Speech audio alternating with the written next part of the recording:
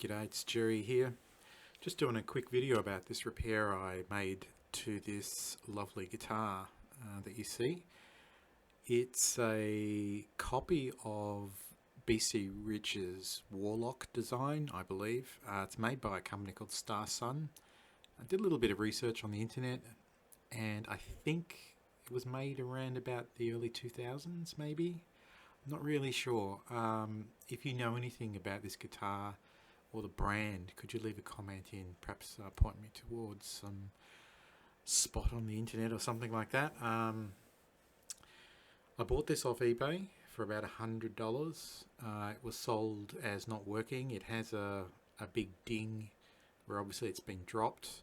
It didn't have any strings on it, but the major problem with the guitar is that the fretboard was lifting towards the nut there, and that's what I repair in this video.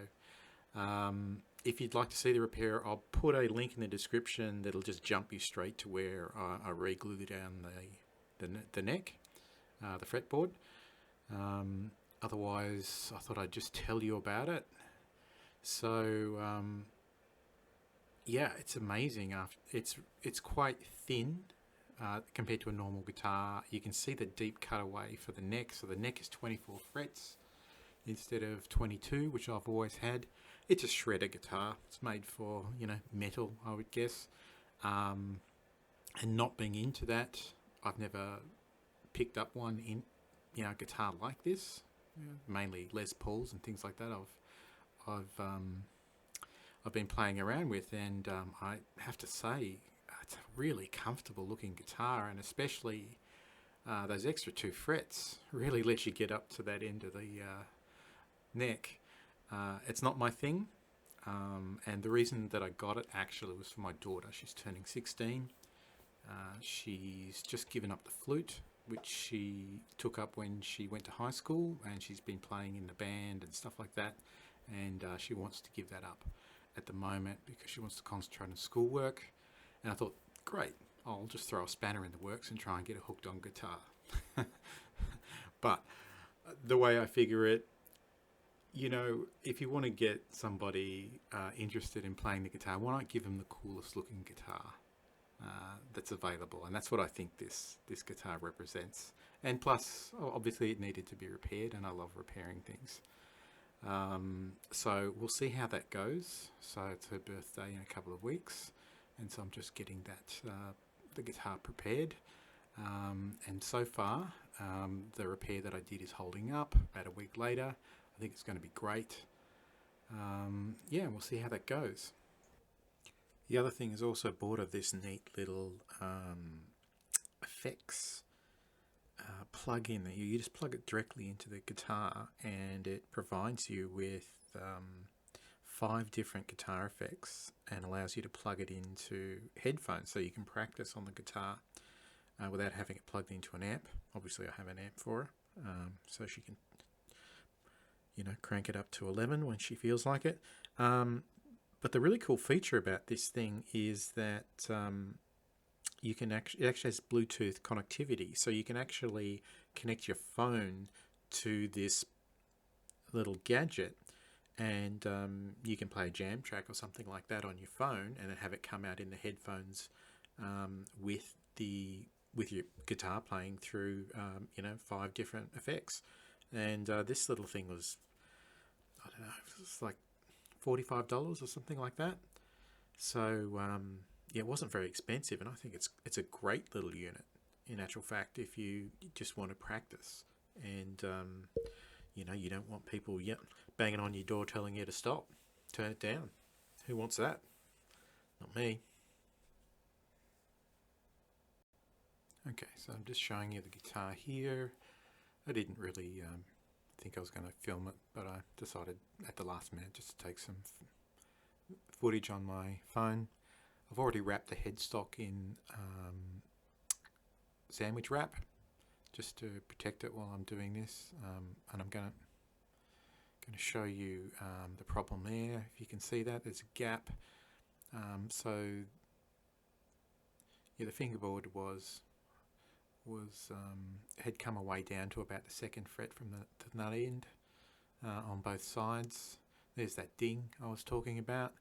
I quite like having a ding in a guitar, so you don't have to feel as though you have to be too precious with it. I might get around to repairing that some other time. At the moment, I think I'll just put a Kiss sticker over it. Yeah, so I think I show the other side of it here. Where are we? I think you might be able to see it a bit better. Yeah, so there's a big gap there. What I'm going to do is I'm going to glue the fretboard onto the neck using PVA glue. I did a bit of research on the internet and I found a video of a young bloke repairing a guitar. He's Australian, I think. If I can find the link, I'll put it in the description. So I'm going to use the technique that he used, which was actually to wrap the neck and the fretboard in sandwich wrap, cling film, or whatever you want to call it, just to protect it, and then actually bind it with string to hold it together. I tried using clamps, like I tried a few experiments. It's a bit hard to clamp something like that down. I'm sure you could if you tried. But once I saw this string technique, I really wanted to give it a go, and yeah, and it worked really well. I started off by wrapping the cling film around the neck about 3 or 4 times, and then I just did a little test with some string, wrapped it around a couple of times, pulled it tight, not too tight, didn't want it biting into the neck, and then just pulled everything off and made sure that it was doing the job and it wasn't leaving marks. After that, I was ready to insert the glue. And the way I went around it, about it, is I got some feeler gauges. You know, those things that you use to set the valve clearances in your car. Basically, a set of metal things, which can come in very thin sizes. And I put some PVA glue onto that, and then I just shoved it into the gap, and I did that on both sides. Just a quick warning on that. So there is a truss rod that runs down the center of the neck, and what you don't want to do is put so much glue in there that you get the glue into the truss rod cavity, and then glue your truss rod so that you can't turn it. You'd need to put an awful lot of glue in there. I mean, for what I'm doing, it's a very tiny gap, and putting it in with a feeler gauge, I wasn't ever going to get that much glue in there. But yeah, I was surprised at how easy it was to get the glue into that tiny gap. And I used too much glue, I'll be honest with you. I was amazed at how easy it was to get the glue in there, and I put way too much in there, and then I had to keep squeezing it out. That's one of the reasons that I'm using PVA glue, is because I know that you've got a long time for it to dry, so you can get rid of the excess, and that's what I did. I just kept pushing it up and down until no more glue was coming out of it. Wiped it off with a damp rag, wrapped it in the cling film, and bound it up with string, and left it for 48 hours. And when I pulled it off, it was perfect. There was a tiny little bit of residue on the outside from the glue, but that was easy. It didn't really stick to the smooth coating that's on the neck, and I just used my fingernail and got that off. Yeah, it did a fantastic job, actually. So I can highly recommend doing that. You just want to be careful about how much glue you use. So you don't have to use feeler gauges. You can use anything that you can slide in to the gap.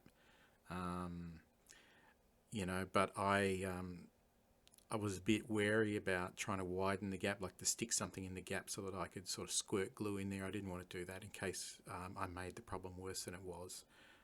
So yeah, that was a fairly simple fix, I'll be honest. I wouldn't use anything stronger than PVA in the beginning. If that didn't work, then maybe I would go for some sort of epoxy or something like that. But yeah, no, it worked out really well.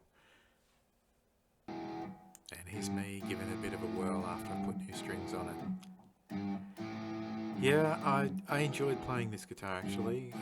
It's quite light and it's thin, It's got that lovely deep cutaway at the bottom to access the higher frets. The only downside to this guitar is the tuners on them. They're branded, actually, tuners. They're not great quality, as you would expect from anything that was cheap back in the 2000s. I might swap them out for some new tuners later on. It'll all depend. But anyway, that's it. So I hope you enjoyed the video.